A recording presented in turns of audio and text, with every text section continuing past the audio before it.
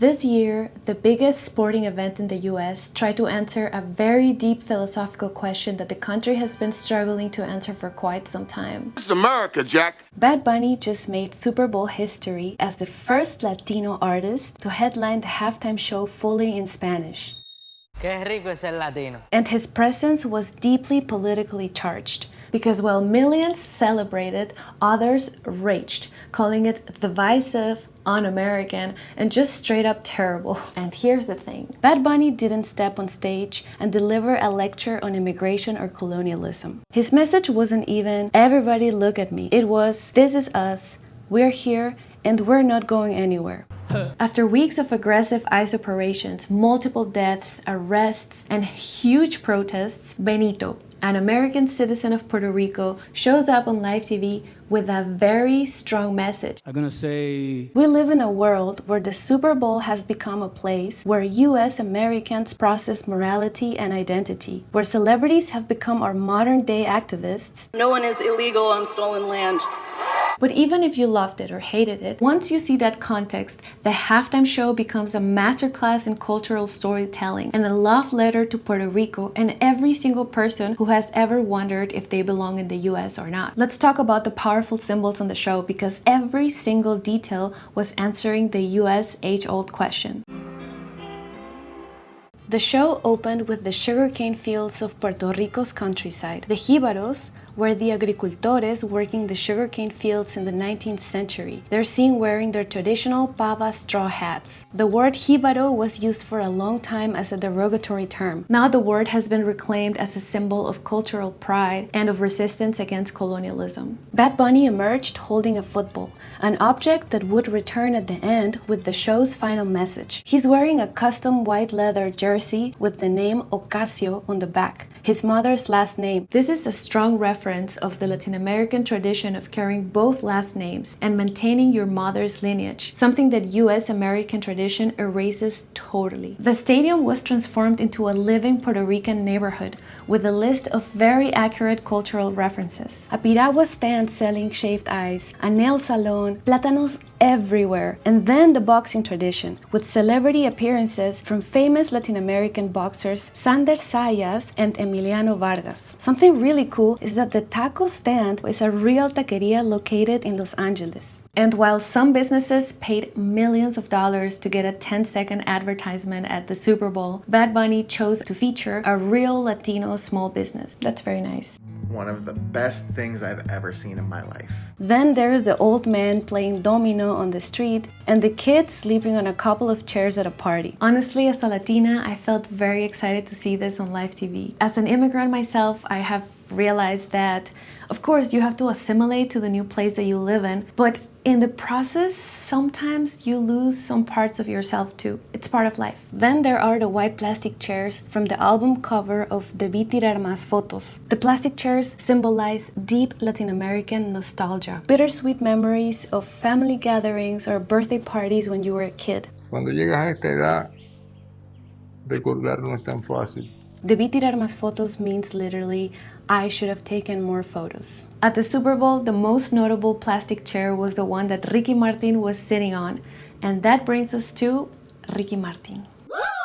Ricky Martin was one of the first global Latin pop stars to break into the mainstream almost 30 years ago. Early in his career, he was pressured to sing in English to be accepted by American audiences. He opened many doors for Latinos. In 2026, he is performing entirely in Spanish at the Super Bowl. Oh, how the times change.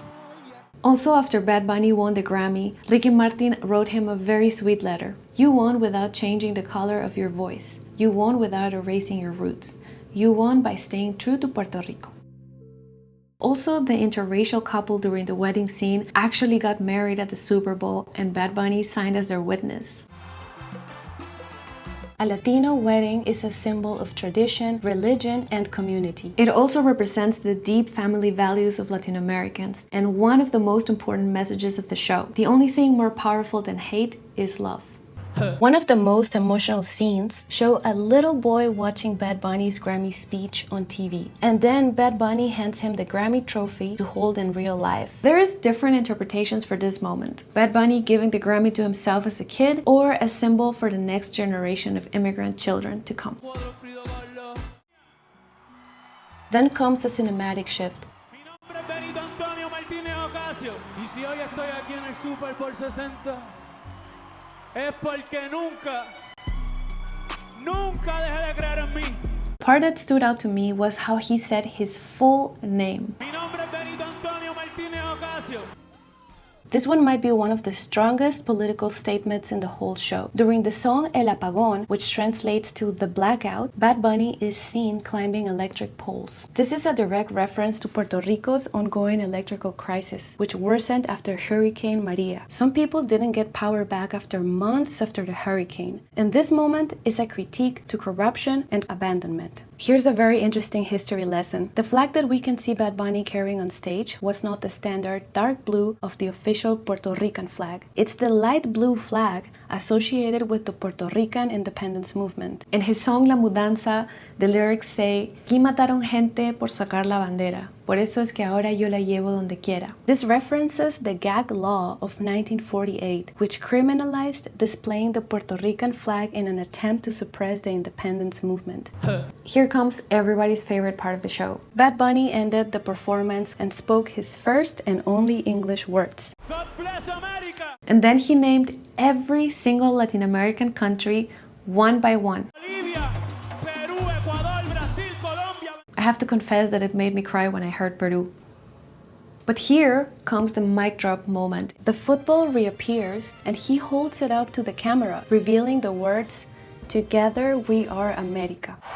And in that moment, Bad Bunny publicly answered the question that the United States can't seem to answer. Who gets to be an American? Well, if Bad Bunny says it, it must be true. And remember, if they said it on television, it must be true. Is this performance going to change the world? I honestly don't think so, but it surely feels very validating to hear something that most Latinos have always thought of. When the US Americans refer to themselves as Americans, and you're left wondering, but hold on, what about the whole rest of the continent? We're Americans too, just from the South. Minding my own business in my little truck with my windows rolled down. In 13 tightly choreographed minutes, Bad Bunny delivered a history lesson, the answer to a deep philosophical question, and a massive party. Also, I'm gonna add that the dancers, the scenario, the plants, the fireworks was an amazing production orchestrated by Latinos across different disciplines. I haven't felt so proud to be Latina in a long time, to be honest.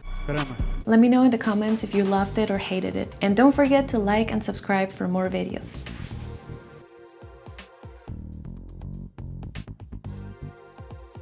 Te veo en la próxima.